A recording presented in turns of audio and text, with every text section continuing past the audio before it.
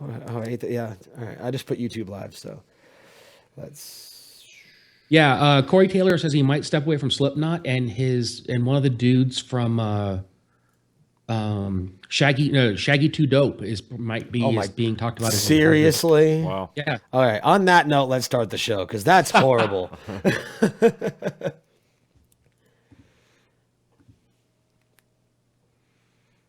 Let's try it right here.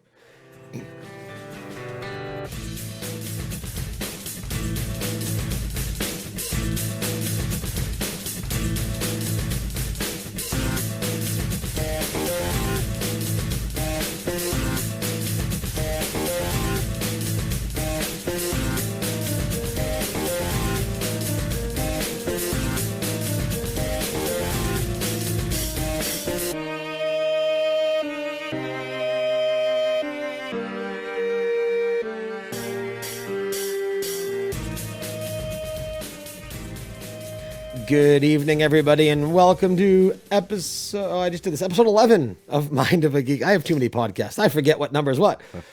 But anyway, yes, so I am joined again by Brandon. Welcome, Hey, Brandon. Hey. And our guest this week is from Beyond the Playlist with JHammondC and from Grumpy Cast, Mr. JHammondC. Welcome to the show. Hey, how you doing, guys? Oh, we're not doing that bad. Well, I'm not doing bad. I won't speak for both of us. How are you? I feel pretty good. Good. It's a little late for me, but it's okay. I am excited to be here. It's very rare that I'm actually on the other end of the microphone.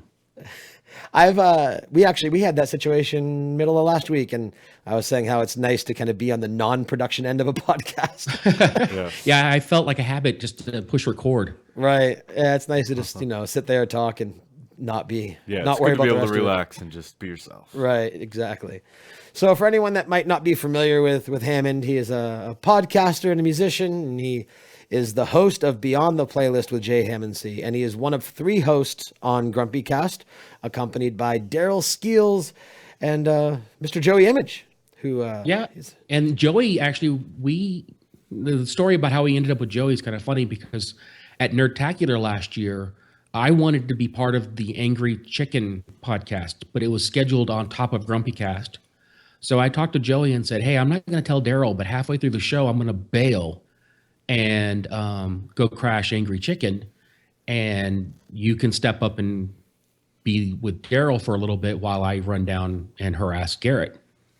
So I stood up and to leave, and Daryl's like, are you kidding? Are you really doing this right now? I'm like, yeah, I'll be right back. So I take off. Joey comes up to the table, they start doing the show. And when I come back, Joey stays with us, and we mentioned in passing, I said, hey, it'd be kind of fun if Joey joined us the whole time. And we did a couple more shows and kicked around the idea, and then we shut it down for a month and then brought it back with Joey. Nice. Yeah, I actually had Daryl on here a couple of weeks ago, and yeah, he told me that story, and I was like, that's kind of cool how it organically happened like that. Yeah, and then it was funny though, because when I told Garrett and Justin Robert Young that I left Daryl in the middle, and he didn't. Pretty much everyone in the room except for Daryl knew. Right. And Justin was like, "Man, that gives him a heart attack. I bet you he was just floundering." I'm like, "Yeah, probably." But so with as I mentioned, Daryl was on, so he kind of gave us a little bit of rundown of the Grumpy Cast, which it's. I'm a fan of that show. To be honest, I haven't listened in a little while since before Joey came on. Between being busy and there's so many things. yeah, it's so hard when you're producing and trying to keep up with the stuff being produced. It's hard. Right. Oh, no, it definitely is. But I love the direction of that show, and I love the outlet that show provides. Oh yeah, it's tons of fun. It's one of those shows that we have show notes, but I don't think I put anything in them until about 10 minutes before we hit record. Right. And then even then, it's still really organic, and we just kind of go on these weird tangents about this stuff. I feel like that's the best way that it flows. Like when I first started Geek Access back in 2014, which was my first podcast, it was very, very rigid, very show notey. There were specific ways we did things, and then that just kind of fell apart and it became organic. And even with Mind of a Geek, which is now the only show that I do show notes for, they're there as bullet points. They're there so I have things to talk about. Most of my guests so far, I've been somewhat familiar with their body of work, and it's just the show notes are a habit I got into to make sure I stay on track if I don't have familiarity with the person. But I found that if I follow them, it feels like I'm reading from a script, and then the show doesn't feel natural. So with Beyond the Playlist, I actually use typewritten questions. I actually write anywhere from 7 to 15 kind of opening door questions that I can use with the guest. And then if the conversation leads elsewhere, great. If not, at least I have something to fall back on to kind of re-spark a conversation if something drops dead. And in the course of, Beyond the Playlist, I've had people where I ask one question and then the rest of it's just completely thrown out the window because just everything just flows and it's this natural conversation and it's easy. And then there's other times where I'm really glad I have something because it's hard to get things out of people sometimes. Right. Makes sense. So describe Beyond the Playlist a little bit, like the format of the show and what kind of show it is. It's basically just a straight up interview show. And what I do is I've expanded the idea of a playlist to be anything that we consume, books, movies, music, anything. Right. And so I interview people who are producing this creative content and I ask them the hows and the whys and their inspirations and their projects and their processes and kind of dive into the actual like guts of being a blue collar content creator in this day and age. Right. And I've interviewed Oscar winners and I've interviewed, award-winning composers and podcasters and writers and some pretty amazing people. And of course, there's a lot of similar things that come out and lots of unique things that come out. And a lot of it just comes down to hard work and really believing in what you're doing. Oh, so you were being completely like on spot saying that for being on this show, being on that side of the mic, I mean, this is almost like a mirror image of what you'd normally do. Like now you're on the other side of the interview. Yeah, exactly. Yeah. I mean, and my interviews go anywhere from, half hour to, I think my longest one, not counting the artist roundtables, which run long anyway. Right. I think my longest is about an hour and a half, a little over hour and a half. And that was a lady who is her name's Stephanie DeBruzzo, and she was in the Broadway production of Avenue Q, but she works for Sesame Street and does a lot of different voices for them as a puppeteer. Nice. I'm a big fan of Avenue Q. The internet is for porn. She was Kate Monster. She was? Monster. Oh my God. I would love to get a chance to talk to her. And then she also was in the musical episode of Scrubs. Oh. She played the lady with the brain tumor. Yep. Are you, Brennan, are you familiar with Avenue Q? I'm not. You should be. Yeah. I will be. So the song The Internet is for Porn. And everyone's a little bit racist. Everyone's a little bit racist. Yeah. I'll check it out. No, Avenue Q is great. Yeah, see, you never played WoW. As a WoW player, I think every World of Warcraft player has heard The Internet is for Porn because there was the video that got made with the World of Warcraft characters. Oh, yes, that's right. Yeah. And actually, I've never played WoW, but I've seen the video. Oh, okay. You've never played WoW? No, How are you part of the Frog Pants community? I do play Hearthstone. Oh, okay. But any information I have about WoW comes from Hearthstone and rubbing elbows with people at Nerdtacular. I don't know anything about it. Right. Yeah, it's an addiction, man. It's an addiction. Well, I'm glad I'm not alone then. I don't know anything about WoW at all. I'm barely a PC gamer, so coming into this world with all these people who know so much about it, a little bit out of my element in that aspect. Well, it's funny. I listen to the Instance on occasion, and I have a friend who plays WoW pretty hardcore, and we'll be talking about things, and he's like, wow, for someone who doesn't play, you're really, really in the know. Okay, thanks. There's a lot of mythos to be aware of. I mean, not only do you have Warcraft being around for, I think this November will be 12 years. Yeah. And then add that to the fact that Warcraft has been around this November or whenever it came out, will be 22 years. And then they've written hundreds, if not thousands of years of history to add to that. So there's so much, one of the things that we talked about with JF. Yeah, it's like last week when you were last week's episode when you talked to him With about Peter, yeah. how it seemed like a real place. You referred to all these locales, and I'm just like, so you've been there. Well, the other really interesting thing too is I've actually gotten to a point now. I interviewed Amir Noon and her husband Craig Stewart Garfinkel, who are composers, and she's the conductor for Blizzard, and they worked on the music for Draenor. Oh wow! And StarCraft 2, and I mean, they're knee deep in Blizzard land. And right. I interviewed both of them just this month, and it was amazing. Yeah, I could imagine. I mean, I went to BlizzCon back in 2014. Not only did I get to meet like Scott and Garrett and Dills and a bunch of them, but I also got to meet Blizzard people too. And that's one thing that's amazing about that company is not only whether you like certain products of theirs or not only do they produce quality stuff, but they're all very down to earth. Oh yeah. In fact, last Nerdtacular, I sat next to Russell Brower during the Battle of the Frog Pants All-Stars, and he and I kind of had a competition to see who could name the most Weird Al Yankovic albums. That is, yeah. It's just, it's so cool that they become one with the community like that, Yeah. It almost makes you forget that there are these like world famous developers and composers who make these products that, tens of millions of people play. Oh yeah. And, like, they're so humble about it. And it really, they are a perfect image of what somebody in that position should be, unlike people like, Kotick and other assholes in the video game industry. Not that I should say anything about Bobby Kotick because they're all part of the same company now. But yes, they are. Yeah, which is really scary. I mean, I love Call of Duty, but Kotick is the despise of the video game industry. So so we've got Beyond the Playlist covered. We talked a little bit about Grumpy Cast. You also mentioned that you are now. I didn't name the instrument in the email you sent, but you said you're learning an instrument, and it was not an instrument I recognized. Yeah. So now it's been since 2010. I've been learning how to play the Chapman stick, which is a 10-string tap style instrument, most notably played by people like Tony Levin, John Myung of Dream Theater plays one, Nick Beggs.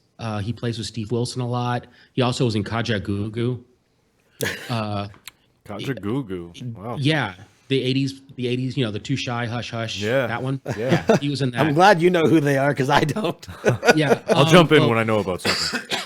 So, but yeah, there's, really, really amazing musicians that play this thing. And my wife got me one for my birthday, and I've been learning how to play it for the last 6 years. Nice. How's that going? Good, I guess. I mean, I went through college playing harmonica professionally, so right. I have some music, credentials, I guess. Right. But it's very different picking up an instrument that you need to have real music theory for, and you need to have a lot of hand dexterity and finger dexterity because it's tapping, and it's very much it's like a piano and a guitar had some sort of weird baby. Yeah. So now I think it's like your Skype profile picture, probably your Facebook one too. Is that what you're holding there? Is that instrument? It is. Yep. Yeah. It's very unique looking. Oh yeah. It's a great instrument. In fact,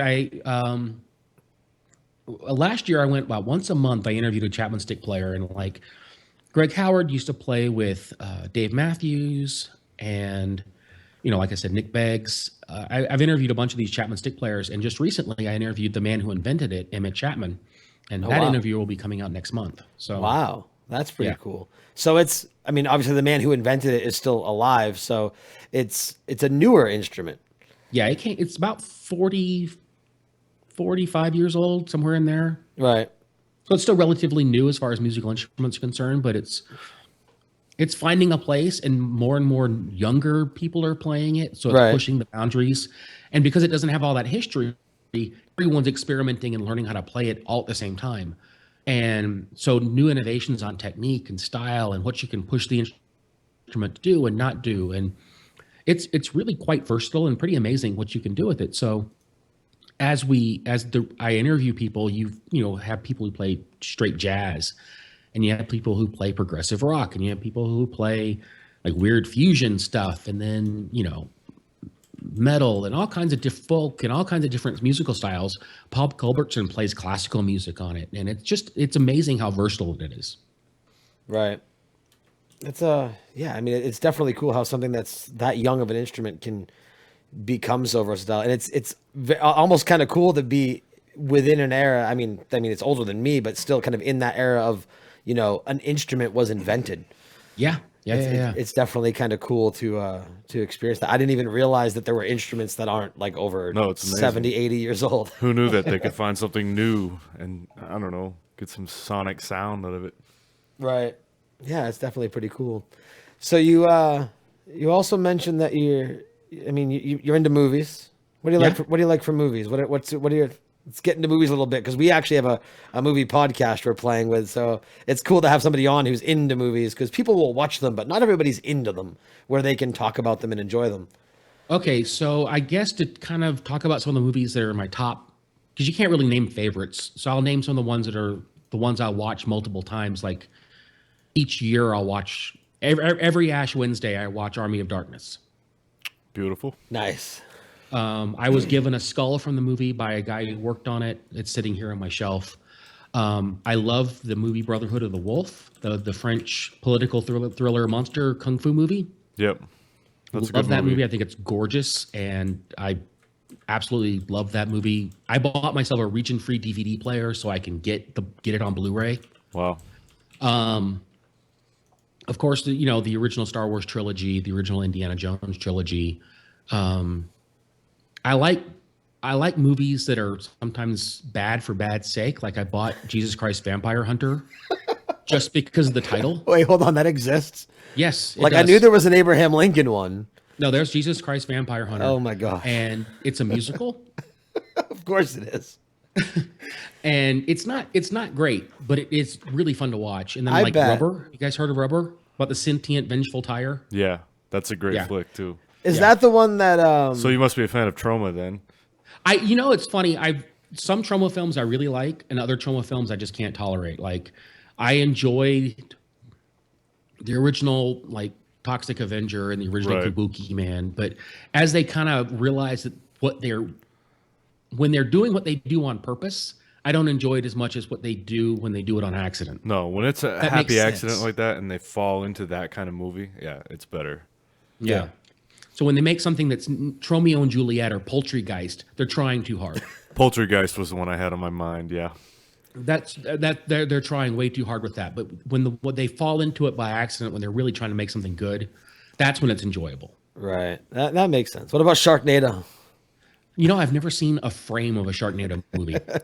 Supposedly, but I don't know what they're on, but the next one is in production right now, 3 or 4. They're all sci-fi vehicles, and they're all just excuses to have really third-rate cameos, I think. Yeah. The one thing I can say that I feel like I've done right as a parent, though, is I had my 11-year-old watch Kung Fury with me. I'm not familiar. And you guys don't know Kung Fury? Well, I know Kung Fury. Oh, okay. I'm not familiar with it.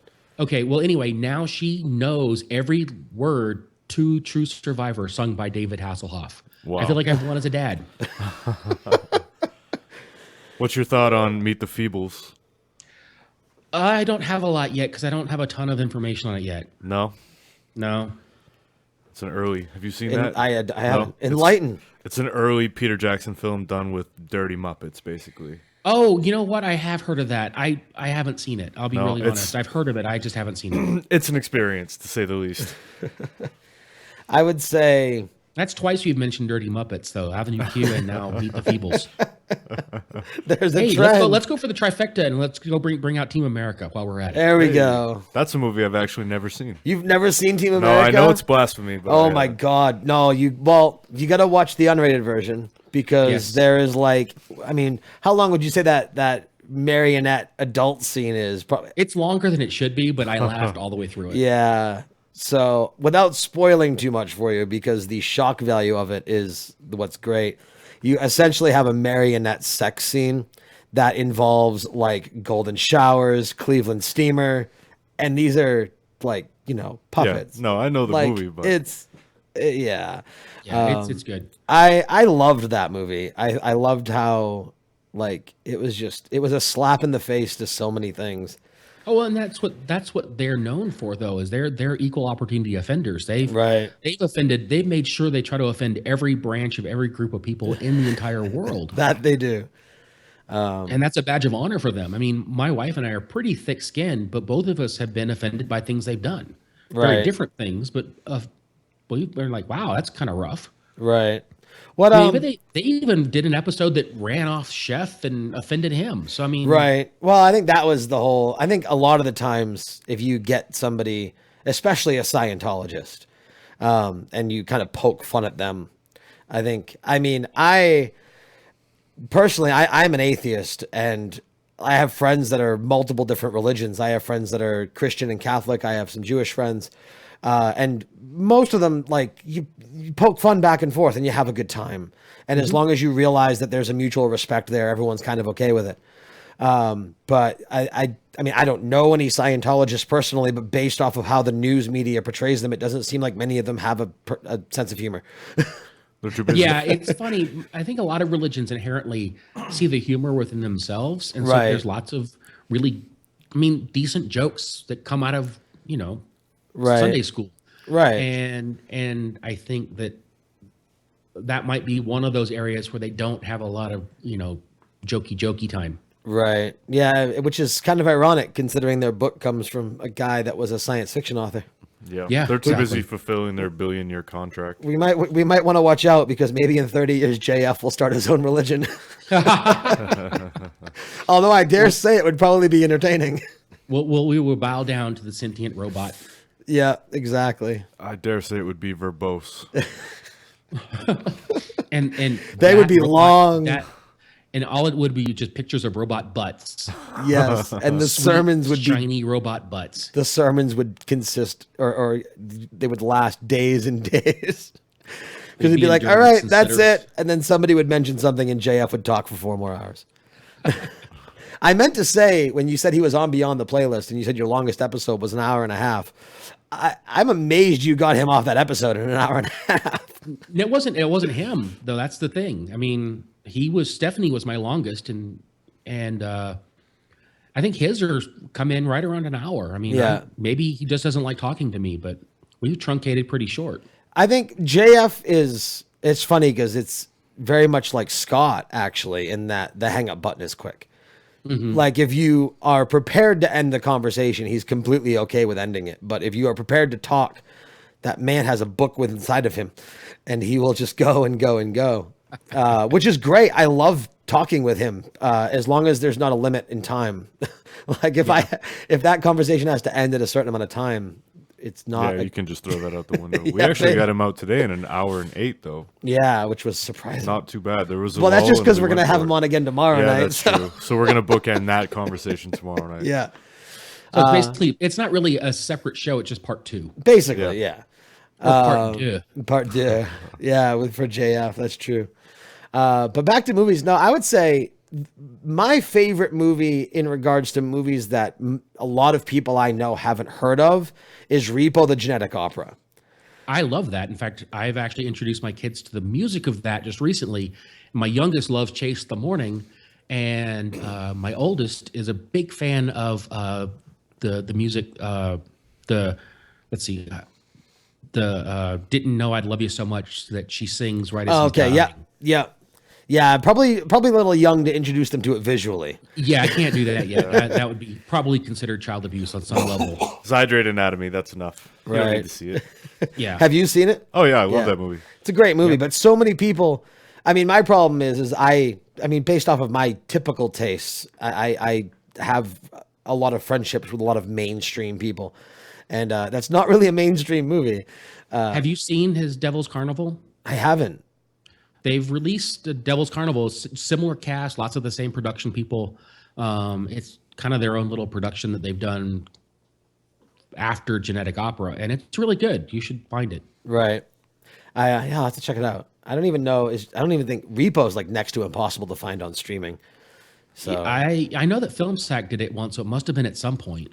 It was on Netflix for a while. Was it? But Okay. I have a hard copy of it. Oh, Yeah, I do nice. too. Yeah, I'll have to pick it up digitally. I have to get that, and I just noticed on iTunes. Actually, I noticed earlier this afternoon that The Good Dinosaur is available digitally. What a strange movie. I hear it's really good though, and I hear it pulls. Okay, I will say it is absolutely gorgeous. There are moments where I couldn't tell if it was, computer animation superimposed over live action plate shots. I mean, it was gorgeous. Right. But there are a few moments in there that are so jarring as far as like visuals, and there's one moment where they eat fermented fruit. And Right. it basically turns into like a Ren and Stimpy episode for 4 or 5 minutes, Right. which is really weird because they're basically showing them going on a trip. Right. And then there's another image where they show Tyrannosaurus Rexes sitting around a campfire playing bugs like harmonicas. Something about that image is really weird. I hear it's really good though. I mean, you can't go wrong with Pixar.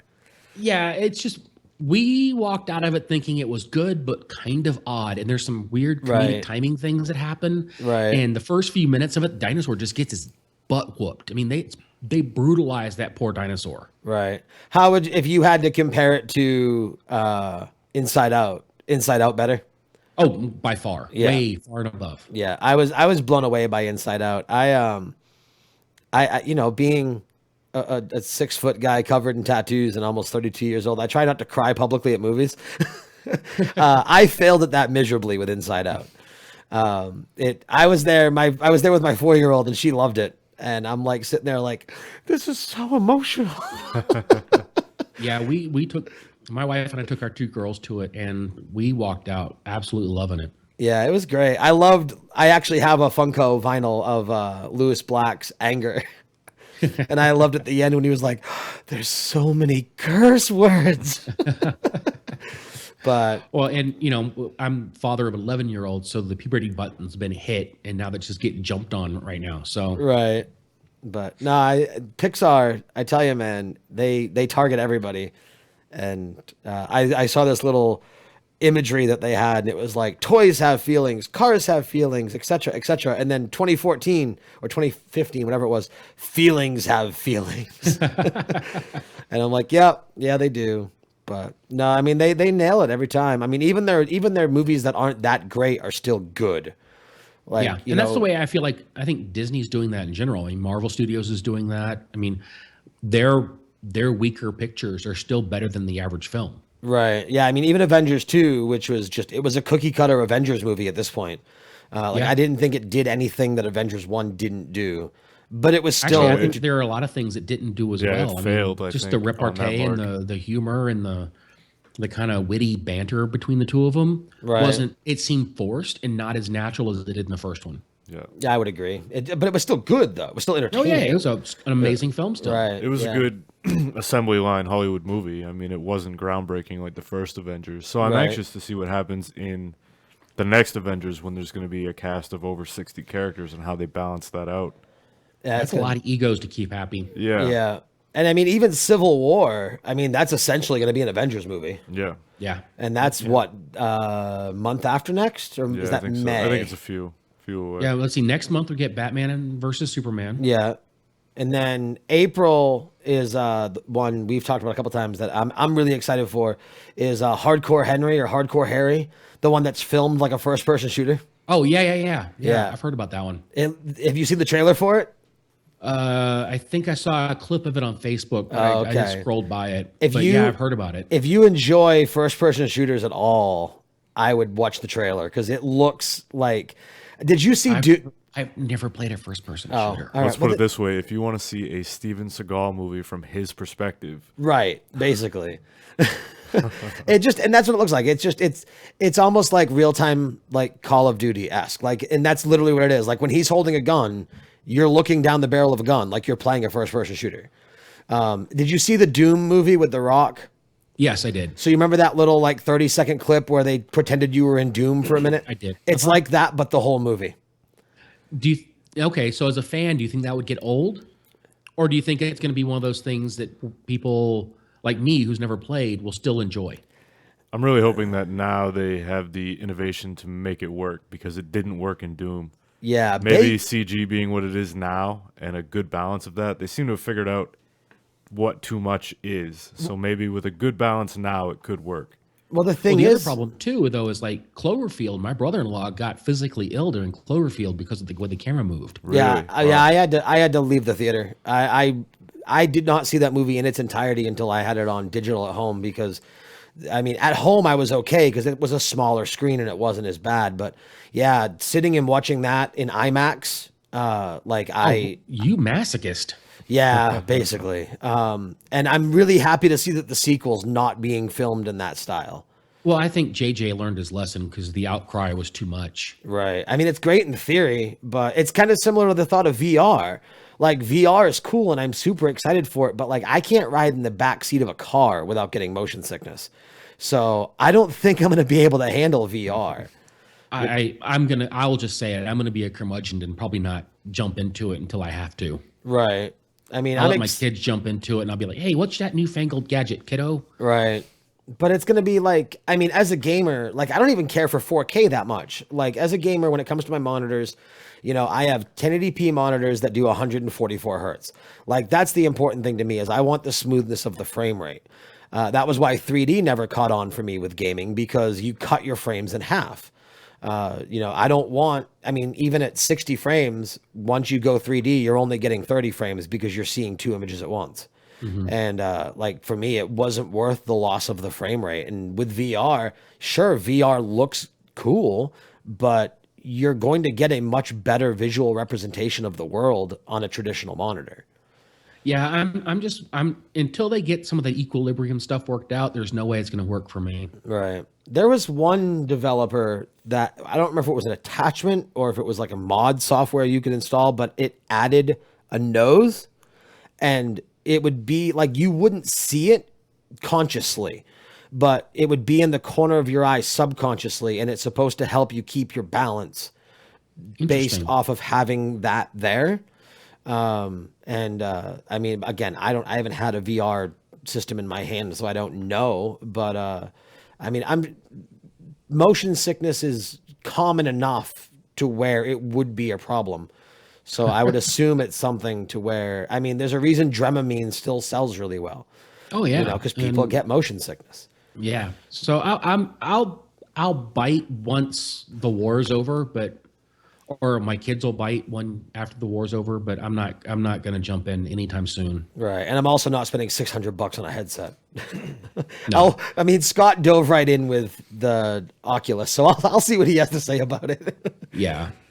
So But Yeah, yeah, there's no need to spend now. I mean, it's niche, and it could just end up being another like Sony mini disc virtual player. boy or something. Yeah. yeah, or another 3D. I mean, look at Yeah. what 3D's become. I mean, it's still cool, and now you have some companies that are doing it well. Like I think 3D added a nice effect to episode 7.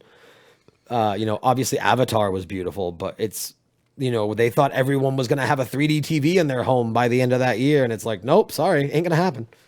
Yeah. I also think the turnover on TVs is too rapid now because TVs are one of those purchases people make once every 5 years or so.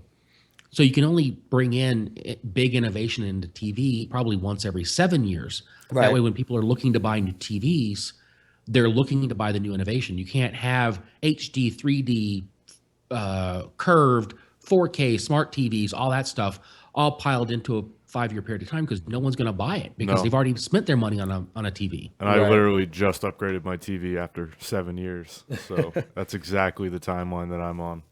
Right. And I don't even. I remember the TV I had, let's see.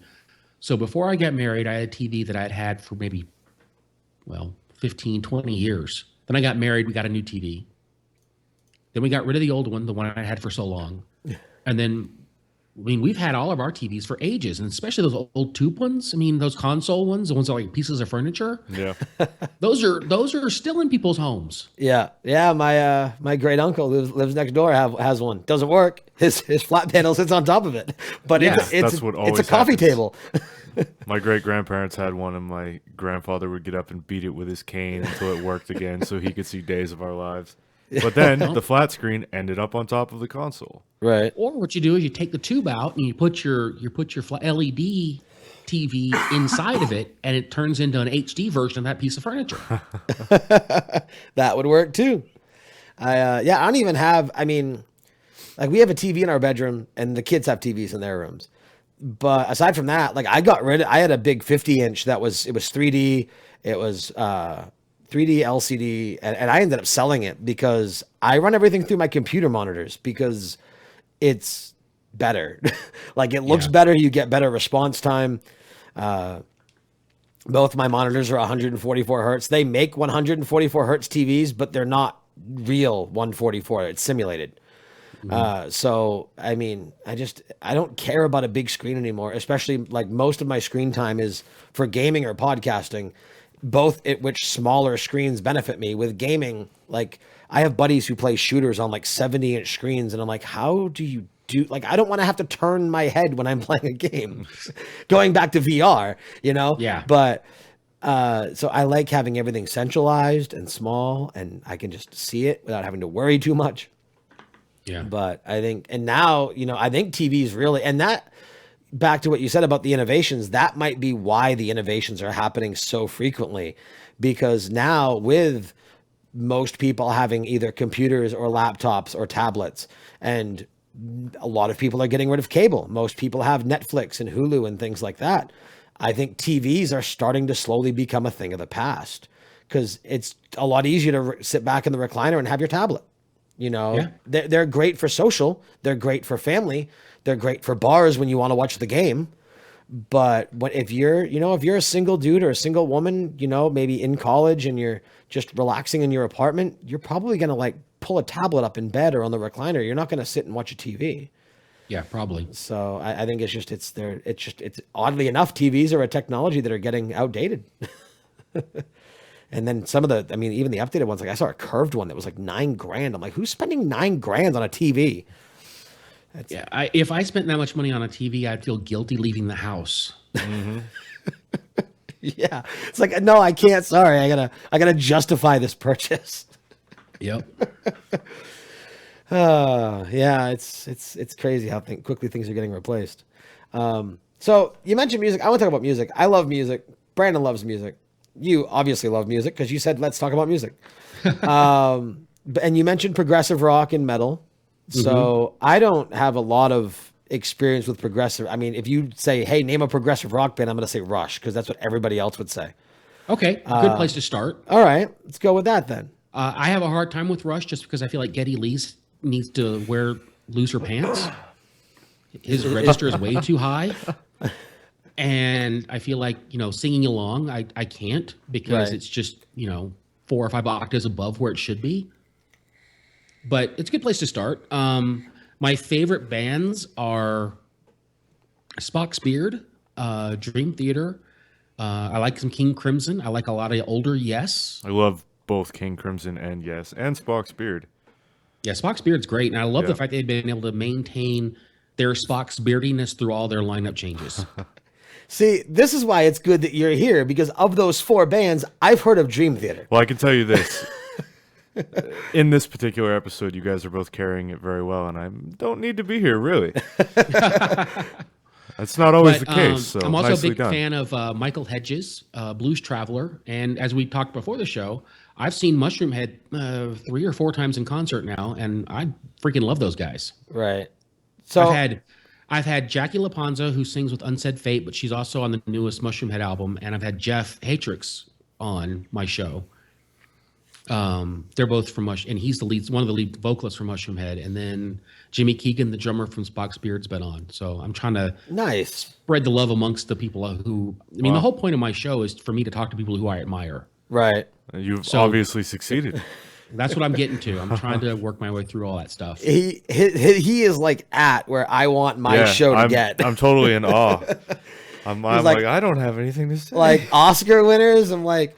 Yeah, Doug Drexler is the Oscar winner that I've had on. I've had him on twice. He won his Oscar for his special effects makeup in Dick Tracy, but he also won 2 Emmys for his work on Battlestar Galactica, and then he was working on Defiance.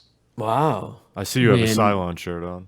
Yeah, that's from the FSL. Now, Defiance, that was that one that they tried to like merge the show and the video game, right? Was that It that one? was. Yeah. It was. Is that still around? Defiance is over. I don't know if the game is. It went 3 seasons. I don't know if the game's still alive or not. As far like to my recollection in the gamer, at least in the gamer realm of it, I don't think the game was well received. No, it wasn't. So- It was a great idea, though. I had forgotten all about that. Yeah, It seems like a huge undertaking. I would imagine. I can't even imagine trying to wrap a story element from a TV show into a game that's a MMO. That just seems Yeah. like so much work. Well, it's hard enough to wrap a story element in an MMO.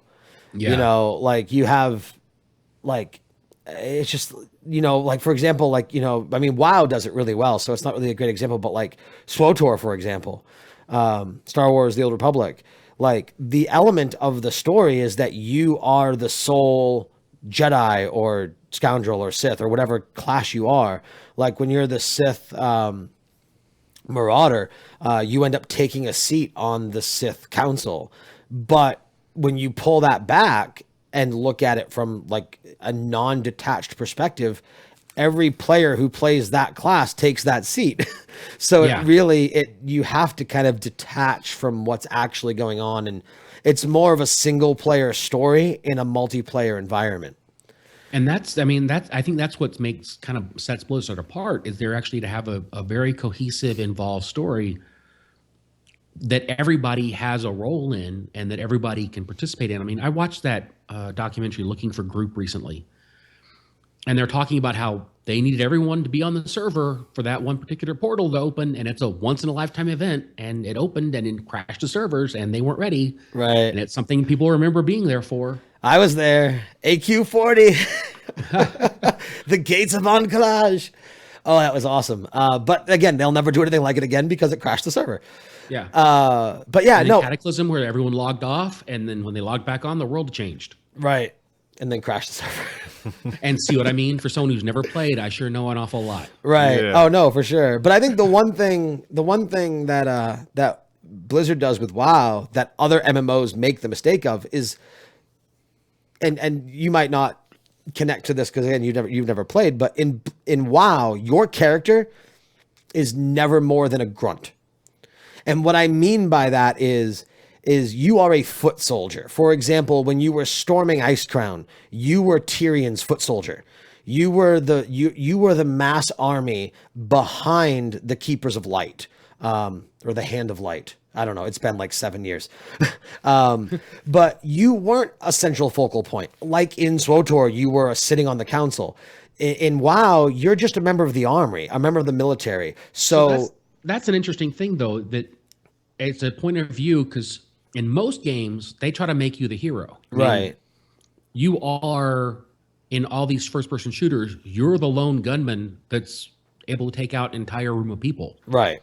And what you're saying about the Star Wars game, it makes you Luke Skywalker, it makes you the hero. Right. Or the villain. WoW, from what you're saying, WoW puts you in basically a real world where if you're good, you can rise up. But if you just are there, you're just there. Right. Well, even then, you're still kind of just there, like I said, because again, you have your named characters that are voiced that are part of the lore. So that's how they allow you to realistically exist in a massive world because it's never all about you. Yeah. So it doesn't need to be all about you to 10 million people. Yeah. You know, you're all just kind of soldiers. And to think that there are, you know, millions of soldiers trying to fight the Lich King, that makes sense. How true to life. I'm one of the millions. Yeah. But anyway. A game where you don't matter. Amazing. Right. Especially if you're a DPS, because anyone can replace one of them. But back to music. You mentioned Dream Theater, and I meant to ask. I was a big Dream Theater fan for a while, and then I'm also a big Avenged Sevenfold fan. And when Portnoy took over. exactly, and I thoroughly enjoyed that. I mean, losing Jimmy was a loss for obviously them as, you know, basically brothers, but for the fans as well. And then, you know, Portnoy took over and it was great. And, you know, the Nightmare album sounded awesome. And they went on a little small stint of a tour with Portnoy. And I got to see them in Mansfield, which was really cool. And it was actually their first show because they played a couple shows in Canada, but the show I got to see them in Mansfield, it was the first show they did in the United States after Jimmy died. Oh, wow. So it was really cool to see, and really cool to see Portnoy. And then he left Dream Theater, and I haven't really listened, or he got kicked out or something. There's a lot of stuff and speculation on that, and basically what happened, as far as the way I've kind of pieced it together, is he said something about taking an extended break, and the other guys didn't want to. Right. And I guess he dropped ultimatum, and they didn't budge, and so I guess he had to go up on his ultimatum, and that was the end. Right. It's funny. I think we talked about Dream Theater in Portnoy last week too. Yeah, we did. We're definitely talking about the same two things. It's amazing. Well, it's music. It's Warcraft. Warcraft and music. Warcraft and Dream Theater. But Mike Mangini is awesome, and I think that he is a great fit for them. And I think as far as where they are in their career, I think that it's all been the best all the way around for both parties. Right. Yeah, because Portnoy's got that new band that's pretty successful. Yeah, he's got a couple things going. He had the Winery Dogs, and then he had that was it. Yeah. The other one with the Symphony X guy. I can't think of that one. I don't know. A-Mob or something like that. Yeah, I'm not familiar with that. He's done a bunch of things, and I think he's perfectly happy doing what he does, and I think Dream Theater is perfectly happy having Mangini around. Yeah. So how many albums have they done with Mangini? Let's see. This one that just came out last month would be their third. I think. Wow. Yeah, I didn't realize they had one just come out so recently. I'll have to check it out because it's called The Astonishing. It's like 2.5 hours of music. It's amazing. Yeah, I always liked their stuff because their albums were always like the definition of epic. Like they're long. It's really, when I interviewed Jimmy Keegan with Spock's Beard, he's like, okay, so there are two types of set lists for Spock's Beard. There's the one where you play, we play for 3 hours when we play 12 songs. And then there's the one where you play for 3 hours and we play 3 songs. Yeah. And Dream Theater is not that different. No, they're not. When let's see. Gosh, what's the name of that album? It's the one with the Great Debate and Glass Prison and it's not 6 degrees of inner turbulence. Okay. The second disc on that album is 45 minutes long, and it's basically a one song. And then right. Change of Seasons is 25 minutes. Which one was the Change one of Seasons? Which one was the one that that looked like those old things that you'd have on the desk at school with the marbles, like that's Octavarium. Okay, yeah, I really enjoyed that album. Yep, but I'm probably got 500, 700 Dream Theater recordings with bootlegs, live recordings, official releases, the whole bit. Oh, geez. So you're like a diehard Dream Theater fan. Yeah, it's kind of a problem. One thing that I always loved about Dream Theater, and the couple people that I talk to that don't necessarily like Dream Theater, it's one thing I love the most about them is I love the singer's voice. Yeah, I like James. I think James, and as he's gotten older, I think his voice has gotten better. He's figured out what his range is, and the band has figured out his range, and he's gotten better. I think, when early on, I think he was pushing, and they were trying to push him, and it was uncomfortable, and there were some pretty squeaky moments for him, and right. I think it's gotten better over time. Makes sense. So what are some other, maybe drifting from progressive more into metal, what are some other bands that you're really fond of? I know you mentioned Mushroomhead. Yeah, I love Mushroomhead. I like some Mastodon. Okay. They're more, they're progressive as well, but they just happen to be angrier. Angry progressive. Yeah.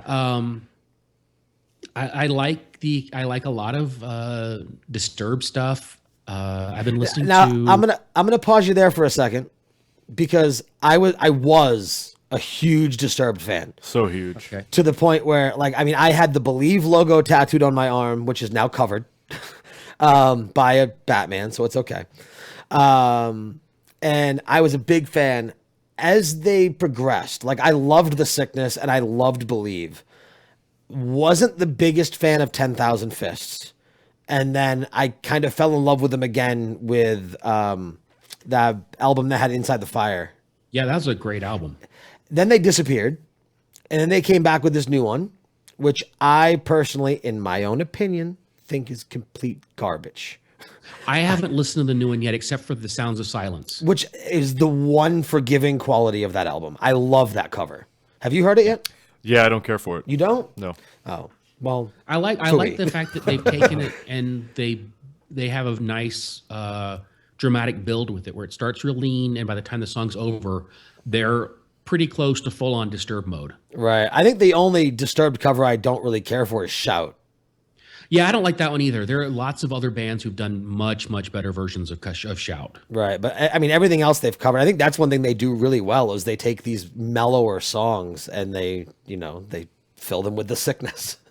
I actually went on a quest this last summer for ABBA covers done by metal bands. Interesting. And so that the brings stuff you I into... found, some of it was absolute genius. There's a band called Advance, and they do these amazing metal covers of ABBA tunes. And I found a whole collection of ABBA tunes. It's a CD filled with ABBA covered by metal bands. Did you happen to come across great. Fozzie's cover of SOS, Chris Jericho's band? Oh, Foz. Yes, I did, actually. I like that one. It's pretty good, right? It's really catchy. I was surprised at how clean it was. Yeah, it's good. I had a small kick for a little while. When it comes to music, and my wife is listening live in the chat room right now, so she's going to laugh. But I have a really guilty pleasure where one of my favorite songs of the last 4 or 5 years, and you have small children too, so you're probably going to roll your eyes and go, how can you still stand that song? But one of my favorite songs is Let It Go from Frozen. I absolutely love that song. Okay, I'm going to tell you, there's a guy on YouTube. His name is Leo, and I can't think of his last name. He lives in Denmark. Okay. And he runs this thing called Frog Leap Studios. Okay. And basically, he does death metal covers of songs. His version of Let It Go is awesome. Well, that's what I was going to bring up. There's actually, I'll have to check it out. What was his name again? Leo, I can't think of his last name. All right. But look up when you look up Frog Leap Studios, he's got Uptown Funk, and he's got Ghostbusters and Nice. Macarena and White Christmas and Anaconda. It's Oh my all God. good. I actually have it on my phone here. I won't play it over the microphone because it won't sound good, but there is a metal band, and I don't particularly care for most of the rest of their music because I've kind of grown out of what I call like the Cookie Monster metal, where like things like Dying Fetus and Cattle Decapitation, Job for a Cowboy, where it's just kind of them growling and chugging into the microphone. Which for this particular band, that's most of the rest of their music, but they're called Betraying the Martyrs, and they do an amazing cover of Let It Go. Okay, I'll have to look that. And then there was a guy, and now I'm not going to remember his name. He's a YouTube star, and he does metal covers, and he's got a classic like 80s hair metal band voice, and he does Let It Go. He does Be Prepared from The Lion King, which is one of my other favorite Disney songs. I still prefer Jeremy Irons singing it, but it's a cool cover.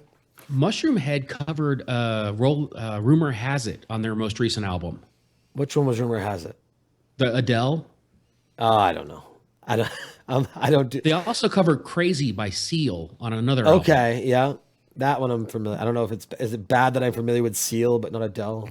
No, I'm more familiar with Seal. Okay. It's just a sign that we're aging, I think. Probably. No, the other bands I'll throw out real quick are I really like Three Quarters Dead. Okay. They're out of North Carolina with an Ohio connection. And I really like Erasing Never and then Unsaid Fate. Those are 3 other kind of metal bands that I really, really enjoy. Okay. Yeah, again, I have this really bad vice with music where most of my stuff is mainstream. Brandon gives me shit about it. Everybody gives me shit about it. The only reason I know mainstream stuff is I have 2 little girls and a wife who listens to popular music. Right. Yeah, see, I don't have either of those things, so I just listen to what I want. Right. Like if you And told nobody me knows what I listen to. If you told me to name 5 bands, like if I had to pick 5 bands to listen to right now, it would be like Avenged Sevenfold, 3 Days Grace, Breaking Benjamin, Nickelback, and I can't even. Well, I'm done now. Thanks for having me on. Okay. Now you know how I feel. What's with the hatred of Nickelback?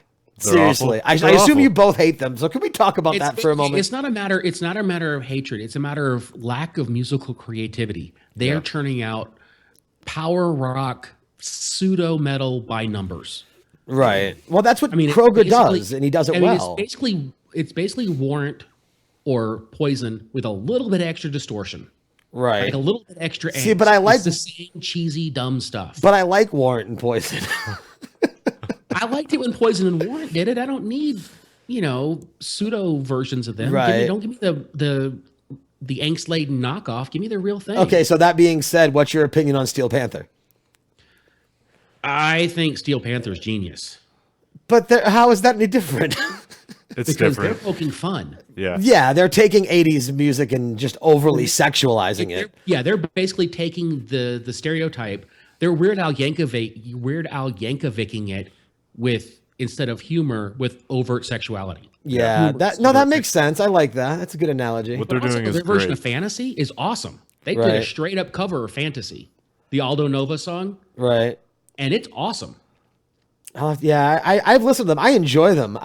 Sometimes I find them, I guess it's because I've never really listened to them with that comical tone. Like I've always just taken them as they're trying to be serious.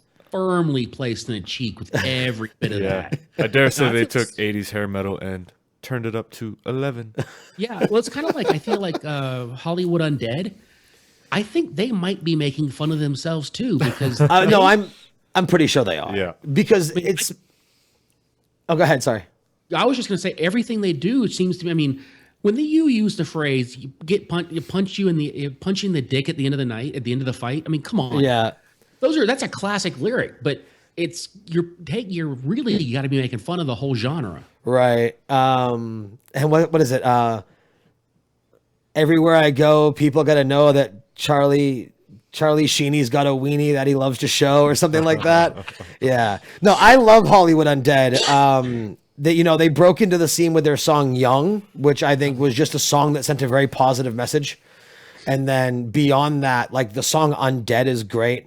The thing about Hollywood Undead is a vast majority of them are in like local scene metal bands on the West Coast. So it's funny. I thought, okay, so what is it song? Bend to Hell? Is it the one? Yes. Great song. Okay. So the guy who does the actual singy part, Right. he sounded so much like the dude from Linkin Park that I was convinced it was him for ages. That's another band that kind of went downhill for a bit. And in my opinion, at least, when they played BlizzCon this past year, I thought they sounded awesome. Linkin Park? Yeah. That's another band I've never cared for. And their newest album sounds as good as Hybrid Theory and Meteora. I thought when they did that hybrid, like they did that Reanimation, which was with a bunch of underground hip hop artists, which I thought was well done. And then they went complete mainstream with it and did the same thing with Meteora, but did it with Jay-Z. And I'm like, all right, this is horrible. And then like, I don't know, they changed up like Wretches and Kings. I didn't really care for that album at all. And then their new one, it came back and I thought it sounded great. But no, again, yeah, music, it's always, I don't listen to a lot lately anyway. It's mostly podcasts and audiobooks. So when I do, it's just because I've turned the radio on.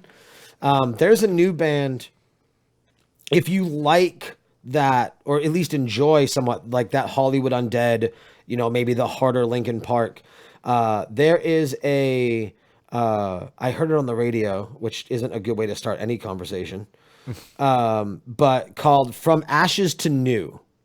Okay. And they are a little bit more hardcore than a Linkin Park, but they have that kind of so they're harder than Linkin Park in the same way that Hollywood Undead is, but instead of them being more hip hop influenced, they're definitely more rock metal influenced. Okay. And they have a new album, like there's like 4 songs on iTunes right now, and the whole album's coming out, I think sometime later in March. But I heard on the radio and I thought it was like heavy Linkin Park, but it was a whole new band and I enjoyed it. I will recommend Tenafly Viper. Tenafly Viper? Yeah, it's a single album and it's pulled, let's see, a couple members of Mushroom Head, a couple members from Autumn. Let's see, what's it called? Autumn something. I don't know. But anyway, they've got it's a fun, straight up rock album. And okay. It's short songs, just straight good rock and roll stuff. And it's a lot of fun to listen to. There's a few songs in there that are better than others, like Reno's great. Reno's actually one of the better songs on the album, but there's some great ones on there. So yeah, I recommend that one. Cool. Yeah, I found them on Apple Music, but it's not listing anything, so I assume that means that their music just isn't on like the streaming. I probably have to go and look at it on iTunes. Yeah. So, but yeah, I followed them on Apple Music, so I will definitely have to check them out. Yeah, that's just a lot of fun. Yeah. Oh, yeah. That's. I don't know. That's why a good point. That, Yeah. yeah. My wife said I have a good friend, two good friends. One's my tattoo artist, and then his son is also a good friend of mine. They have a band called Signal to Noise. You should give them a sound. It's SYGNAL. They just released their sophomore album last fall. They are, I think, really good. My tattoo artist, which is the dad, he's on vocals. Austin, who is the son, he's like 21 and he's on the drums, and he is a phenomenal drummer. And it's fun rock. The first single off their newest album was called Punch the Clown, which I don't know if you can get the innuendo from that, but the music video is all about this guy who he goes to a tattoo shop and sees a really hot girl, so he goes home to punch the clown. Yeah. But their music is fun and it's very upbeat, and on their first album, they had a lot of fun. The vocalist, his name's Coop. He's had a couple different bands. He's got another one. They're not around anymore, but they're still worth a listen, called Hour Past. Hour as in like the frame of time. And they've got a cover of Don't You Forget About Me that is very well done. I actually enjoy it more than the original, but I'm kind of biased because he's a good friend of mine. But yeah, they're worth checking out. Everybody else, check them out too. I interviewed Dills not too long ago, and he actually had been in a band called The Hooks. And their stuff is out on iTunes, and it's actually really good. Nice. Are they still bass for them? Oh, nice. Are they still doing a thing, or? No, he's not doing it anymore. But the album's still out there and kicking on iTunes. Yeah, he just recently moved, didn't he? Or I say recently, but yeah, he's in Austin now. Yeah, he's down in Texas, so that's cool. I don't know. I think I'd have a hard time leaving California, but being in Maine, the West Coast dream has been something I've had my whole life. So. See, and I like the East Coast. I live in Utah now, but if I could get a job somewhere like between South Carolina and Virginia, I'd do it in a heartbeat. Yeah, but you go to Nerdtacular every year. I mean, yeah, but still, there's something about the East Coast. I really miss it. Yeah, it has. I mean, it has its perks. I don't even think it's so much the East Coast as much as it is being in Maine and getting buried in snow and freezing cold every year. The snow's not great, but I am definitely engineered. That here. Yeah. That's true. Utah, definitely. It's the greatest snow on earth according to our license plates. Right. Yeah, I don't think there is great snow. And I guess if you're a snowboarder or a skier or whatever, but I don't care for the snow, but I'm definitely engineered to enjoy the gloom and the rain. Yeah, I would miss that dearly if I was gone. Yeah, I think you'd miss it more than or I think I'd miss it more than I think, more than I'd be willing to admit. Well, look at this. We've gone from podcasting to video games to weather. Well, I'm going to get ready to turn this around here. Hammond, this was a blast, man. I'm glad we finally found time to make it work. I apologize for having to reschedule so many times. Yeah, I got bumped for a WWE event. And then again, that was exactly what happened again. Well, what it was I had scheduled you, and then Brandon and I started a wrestling podcast, and the Sunday I had you scheduled was the Royal Rumble. And I'm like, well, this is our first week doing our wrestling podcast. We have to do the Royal Rumble. All right, we'll do the 21st. That's fine. Shit, Fastlane's on the 21st. But glad we finally got you on. I had a blast. This was a lot of fun. Yeah, it was fun. Thanks for having me. And as somebody who has a more experienced interview show, I hope you had a good time. Yeah, no, this is fun. Like I said at the beginning, this is like I think it's not counting when Joel Duggan flipped the tables on me during my show, my 2-year anniversary show. I think this is only the second time I've actually been interviewed. So right. Oh wow. That's cool. I like it. A big part of why I started this show is because I love to talk to people about what they do and learn about what they do. And it allows you to kind of grow. I mean, the more you learn about other people, the more you can grow yourself. Yep. So exactly. it's a really great experience. So why don't you let our lovely listeners know where they can find you and the things that you do? the good starting point would be JHammondC.com. You can find me on Twitter at JHammondC. I do GrumpyCast, which is at GrumpyCast, and I do that with Joey and Daryl. And that's every Tuesday, and then Beyond the Playlist comes out every Sunday. Very cool, very cool. Is there a Twitter handle for Beyond the Playlist, or? No, it's just me, JHammondC. Okay.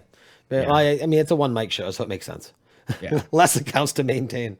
Yeah. Oh gosh, you have no idea. I've the fact that I'm helping my daughter with her show, and then I'm on the Grumpy Cast account, and then I have the JHammondC. I'm just like, come on, people, just Right. Let's not. This is ridiculous. I get you. We have a Twitter account for every show that we do. We have a Facebook page for every show that we do, and it's like, And Instagram. yeah, I love Twitter, or I love Facebook because it's all under me, so I can just like click, and like with Twitter I have to log out, log in, log out, log in, and it's like, just let me have like a main account and then have sub accounts. You don't have to. Yeah. Well, not with the app, but on the webpage you do. Oh, yeah, okay. Yeah. That's a pain. Yeah, it is. But anyway, so that is where you can find Hammond. Again, a quick rundown at JHammondC, JHammondC.com, and at GrumpyCast for his GrumpyCast podcast. And for this show, you can follow us on Twitter at IG_Mind of a Geek.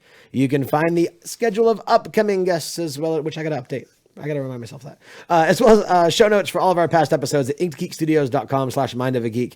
If you have a question or comment for an upcoming guest, you can find the submit question form on the website, or you can email us at mindofageekpodcast@gmail.com. If you yourself are a content creator, podcaster, artist, author, if you have a passion about something, we had a guy on a few weeks ago that was just really passionate about board games, and he wanted to come on and talk about board games. That was really cool too. If you feel like you'd like to be on the show and hang out with me and Brandon for an hour and a half, whatever it falls into being, there is also a submit a guest request form on that website. So again, inkedgeekstudios.com/mindofageek. So go on there, fill that out, and we will get you on the calendar, and you can come and hang out with us. And as always, if you enjoy the content that we provide for you on this show and everything else at Inked Geek Studios, feel free to head on over to patreon.com/IG Studios, help give the show a little bit of support and help us keep doing what we do and all that other happy stuff.